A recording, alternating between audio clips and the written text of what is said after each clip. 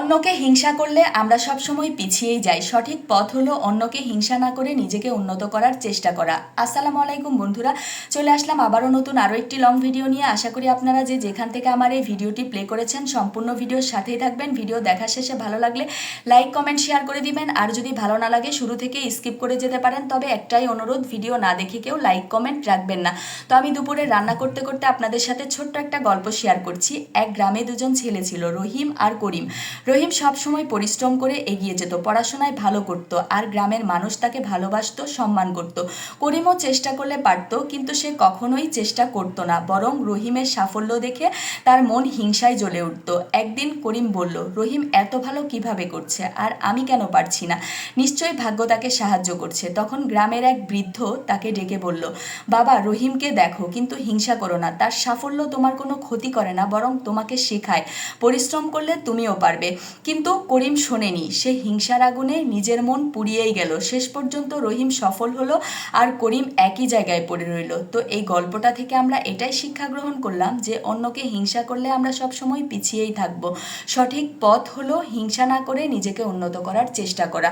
কারণ অন্যের সফলতা দেখে আমরা যদি হিংসা না করে শিক্ষা নিই, তাহলে সেখান থেকে কিন্তু আমরা পরিশ্রম করলে সামনে এগিয়ে যেতে পারবো। আর হিংসা সব সময় আমাদের ধ্বংসই ডেকে আনে, কখনো সফলতার দুয়ারে পৌঁছে দিতে পারে না। তাই সব সময় আমাদের উচিত অন্যকে হিংসা না করে অন্যের সফলতা থেকে শিক্ষা নেওয়া। তো আপনাদের সাথে এই ছোট্ট গল্পটা শেয়ার করতে করতে আমি কিন্তু এদিকে দুপুরের রান্নাটাও করে নিচ্ছি। তো আজকে দুপুরে আমি রান্না করছি ঢ্যাঁড়স ভাজি, সাথে মুসুরির ডাল, আর একটা ছোট্ট ঝাটকা ইলিশ মাছ ছিল, সেটাকে আমি ঝোল করে নিচ্ছি।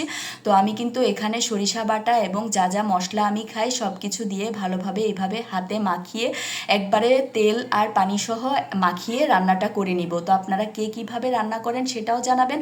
আমি কিন্তু ইলিশ মাছ অনেকভাবেই রান্না করি। তো আজকে আমার হাজব্যান্ড এভাবেই খেতে চেয়েছে, ও বেশিরভাগ এভাবেই খেতে পছন্দ করে। এভাবে একটু পাতলা ঝোল করে গরম গরম ভাতের সাথে খেতে কিন্তু দারুণ লাগে, আর সাথে যদি একটু ঝাল ঝাল করা হয় তাহলে তো খুবই মজা হয় খেতে। তো আপনারা কারা কারা এইভাবে রান্না করেন এবং খেতে পছন্দ করেন সেটা অবশ্যই জানিয়ে যাবেন। আসলে ইলিশ মাছ এমন একটা মাছ, এটা যেভাবেই রান্না করা হয় না কেন খেতে কিন্তু অনেক মজা লাগে।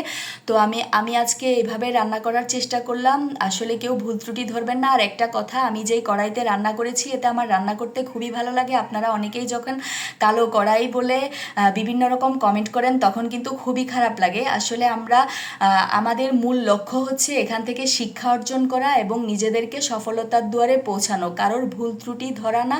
আর যদিও এই ধরনের কমেন্ট আমার কাছে খুবই খারাপ লাগে যে কে কোন হাঁড়িতে রান্না করছে, কি করছে, এগুলো আসলে আমাদের বলাটা একেবারেই ঠিক নয়। যার যেভাবে কাজ করতে ভালো লাগে সে সেভাবেই করবে। তো আমার আজকের ভিডিওটা এ পর্যন্তই। সবাই ভালো থাকেন, আল্লাহ হাফেজ।